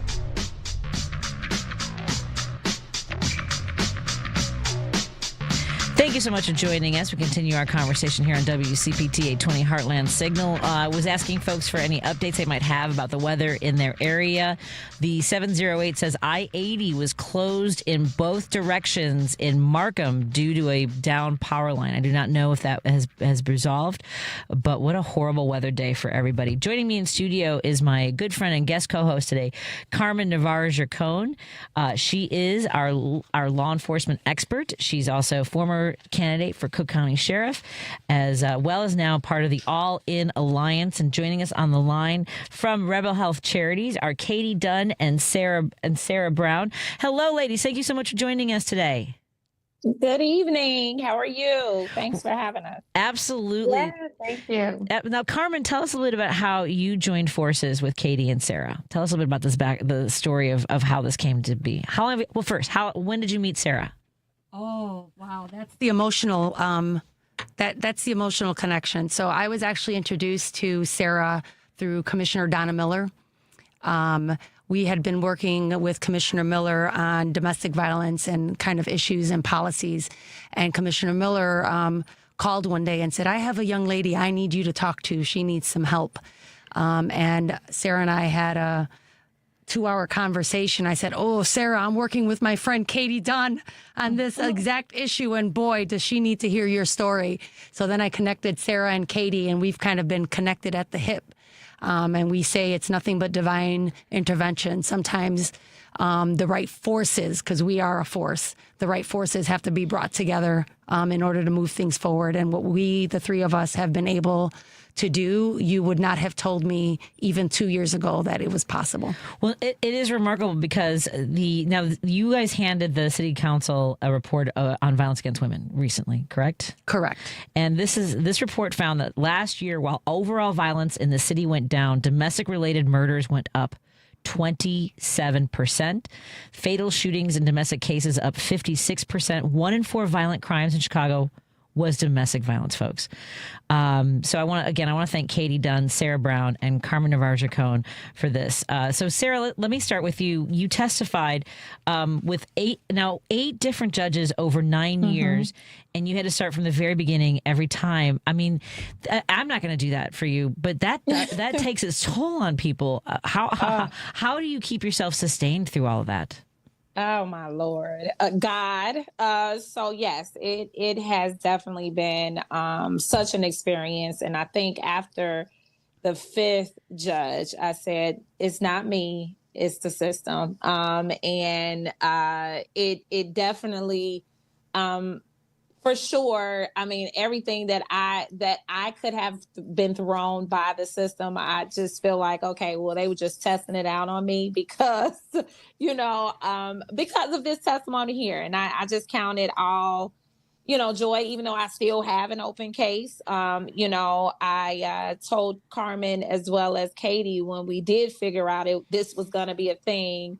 I said, guys, no matter what happens, I said, I don't want the next person to have to go through what I went through. And that was the whole entire goal from that point on. Oh man, and Katie, let me learn a little bit about where First of all, what is this a kind of work that because no one sets out necessarily to go, I want to do this unless it's something maybe from personal experience. What did you set out to do when you started your career? Oh my God! So I've been all over the place with events, politics, working for government. But I left government about 6 years ago, and I've been really focused on safety and health, and in particular women's safety and health. Worked with some great partners, and we were working with Carmen and the former clerk Iris Martinez really to try and figure out what was going on with the system, and just hit roadblocks at every turn.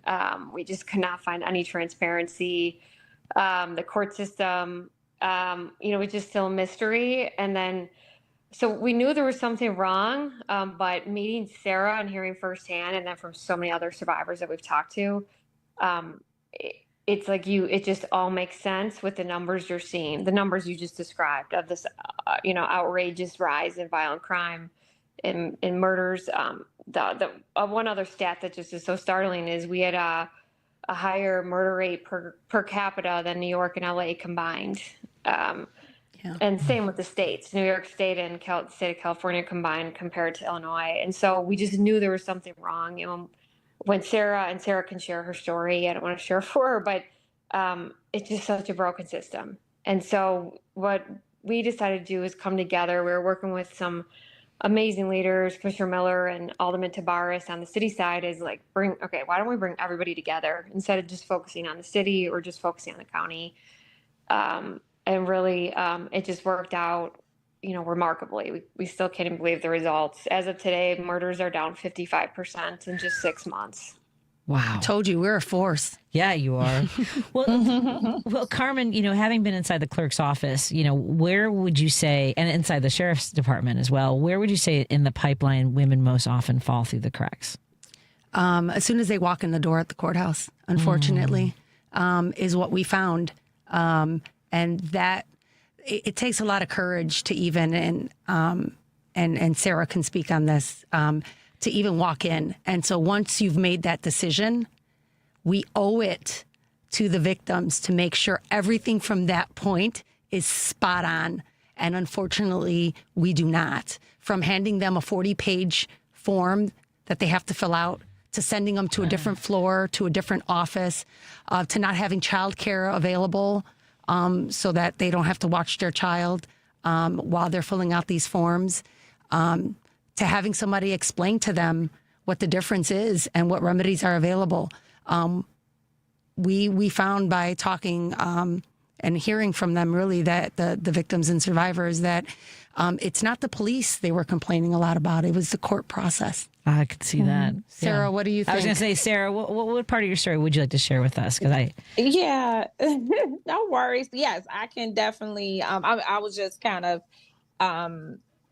is sitting in what she just mentioned, and it is the huge part about it. No matter if you're going in for order of protection or for domestic relations court, which most oftentimes is referred to as divorce court, which is interesting, but. When I think it was the decision that I made when the violent act happened. At the time, my son was 6.5 months old. And my aunt, I remember calling her because I was strangulated by my ex. And when I came to, I called my aunt. She was the last person I had spoke with that day. And I said, I don't know what just happened. The baby is crying. I said, I know we just had a fight and, I'm just giving her the details. And she said, Sarah, if you do not call now, he will kill you. And I woke up, it was like, okay, like, that was my first instance. That was our first situation. However, I have 2 other children that, were not with him. And so for me, I said, okay, it was just a conscious decision at that point. Once I got out the hospital and started the court journey, I will honestly say it was the most reviolating experience that a person can go through. And so just starting off in DV court, as suggested by Carmen, even through the process of the task force and I really want to, definitely shout out the advocate groups that's out here. I'm not saying that, they're not doing their job. However, the job is not always done in its entirety, or, there's no oversight that's being done, because I was one of the ones that slipped through the crack. I didn't get any assistance when I went to the courthouse. From that point, from order protection to now, my case being transferred to domestic relations, and, a judge trying to determine if what I'm telling her is the truth about the previous incident, was grueling. And when you talk about the court system being is from one courtroom to the next, the judges don't know what's happening. And so now I'm having to explain to a judge, hey, judge, I had an order of protection, against this individual, and I'm concerned about the safety and well-being of my child. And so that's like a whole separate role, especially, and I think that's what, after speaking with Carmen initially, it was just kind of like it made sense and it clicked. I know for her where it was like, wow, right. These systems really do not talk to each other. I mean, if I told the judge I had 3 orders of protection against this person, they wouldn't be able to verify it. Right. And so now, right along with the revolving door, which, resulted in me having 8 total judges appointed to my case. Now I have to prove myself to these human beings, because at the end of the day, they're human beings, they're trained. However, they still have to, kind of have that decisiveness and the thought process and the emotional connectivity and just kind of those nuances that you would think judges will be trained with. They're not. And so, of the total now 9.5 years, it has taken me, 8 years to really fully tell my story. And a result of that, year 8, what really, transpired with me just trying to, protect my son in this process. And really, it's just been over parentage. Child support has been put on the back burner by multiple judges. So you would think I would get, oh, yeah. A lot of times people are like, oh, she just wants child support. No, the judges, that's another consistent, I would say that, use that word, consistent process that's kind of set aside while they're figuring out parentage and, parenting time. And so in 2024 on Thanksgiving Day, this was the first holiday that we had to share. We finally had a parentage order that was entered. And that was the first holiday, Thanksgiving, for us to share. So just to kind of share, because of the lack of due diligence from the judge, not only was my judge unaware that there was other people living in a home with his father, but he had several other occurrences at his home that I was testifying throughout, the finalization of this particular order.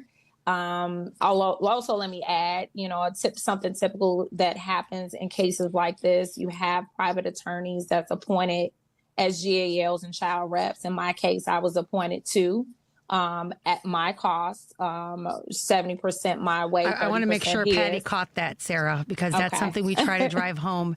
So in domestic relations court, when they assign these attorneys, you pay for them. Wow. But you don't have a say in who it is. Oh, my God. Okay. That's across the board. That's across the board in domestic relations. Yes. So victims like Okay, Sarah. If we asked you to guess how much the retention fee or how much it is per hour on some of the people we've talked to have their kids and they're living out of their car, you would never guess. I don't want to guess, but also what a weird pipeline of revenue. Yeah. Sorry, Sarah. Go. Sorry. Yeah. Okay. So that's crazy. But I wanted to kind of give some meat to the storyline because I know I went from 6 months to now 8.5 years later. There were other trained professionals, right, that was appointed to my case at my cause that you would have thought that did their due diligence, right, to make sure that my son was entering in an atmosphere that was safe for him. And on that day, changed both my son and my life for the rest of our lives because my son observed his father beating his girlfriend. And once I heard that and from, verbatim, dropped. Sorry. I got you. Son, right. Okay. Sorry about that. You heard. So I was told, verbatim what happened. My son was dropped off to me that very next morning. And he thought I knew what occurred. And I'm like, no, what happened? And he's like, well, my dad got arrested. And, everything in me, I thought I failed as a parent because I was trying to protect my son from this very thing. Right. Everything that any trained professional would know in this space when you have a repeated abuser, he had all of the signs. Wow. Everything was there. So. Incredible. And I know that people have told you this and how many people you're helping by coming forward with your story. I want to continue our conversation. We have to take a break. We're talking to our friends Katie Dunne and Sarah Brown from Rebel Health Charities. We're talking about the City of Chicago, Cook County Violence Against Women Task Force and their new endeavor, the All In Alliance. And joining me in studio as part of this alliance is Carmen Navarro Gercone, who's my guest co-host today. We'll take a break here and continue when we come back on WCPT 820 Heartland Signal, KKNW 1150, KTNF AM 950, and our friends tuning in digitally. We appreciate you all. Think Theory Radio. Dr. Hande Ozdinler, she is a neuroscientist, but also an artist. It seems that the larger we go, like, the galaxy, the sky, and then also as small as we go, right? The nanostructures, the atomic interactions or cellular interactions, there is so much resemblance. Like there is a secret or there is an unspoken symmetry. Think Theory Radio with Damian Perdue. Saturdays at 6 p.m. on WCPT 820. I am often asked, why is it important to have a living trust? The most important reason is control, being able to control where your investment accounts, retirement accounts, and your home go upon your passing. This is Tony Moret. I've been an estate planning lawyer here in the Chicago area for over 35 years. You have probably heard my ads here on WCPT over the last several years, and it has been a privilege to be on their airwaves. The reality is, for most people, their assets will go through a court-supervised process in probate court, which can be expensive and takes many months. Having a living trust will make sure this does not happen. Control of your assets will be handled directly by your trusted family member or friend. I will explain every step of the process to make sure you are comfortable with the plan as we move forward. Please call me at 847-996-0496 to start. There is no fee for the initial consultation and no obligation. Again, my phone is 847-996-0496. I look forward to speaking with you. Your child is sick. And with those 4 words, the innocence and joy of childhood disappears. But Starlight has taught us 4 other words that make all the difference. The power of play. Healing begins with happiness. That's why Starlight Children's Foundation provides programs to hospitalized kids to deliver happiness when it matters most. Learn more at starlight.org. Hey Google, play WCPT. Streaming Chicago's progressive talk from TuneIn.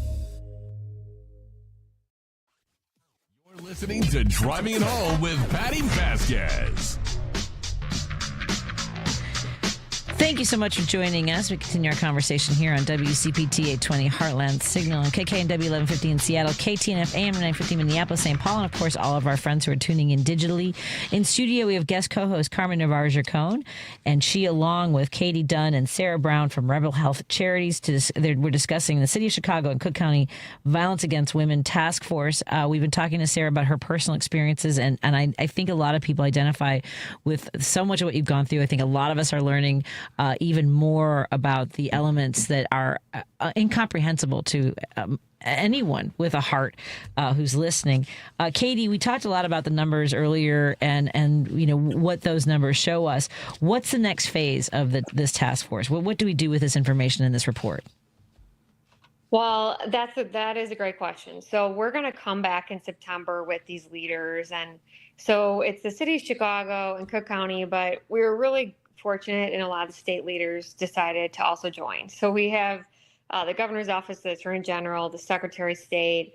And so going forward, we're going to we came out with a report, and you could view it at rebelhealthcharities.org or on any of our socials. But we came out with a report with 6 main recommendations, some of which are going to be legislative and some of which are going to be more policy driven or program driven. And so the real common theme among the 6 recommendations are what everybody can do together. Unlike any other system, there's not a system, quote unquote, system for women protecting women. So you could have a case in civil court that transfers to criminal court or vice versa. You could have, as Sarah's case, you walk on the door to a domestic violence case and then it gets transferred to a different division with no services or competency for domestic violence. So in addition to that, you could have multiple police interactions with different police agencies. So it's just the only way to build a system is to bring everybody together.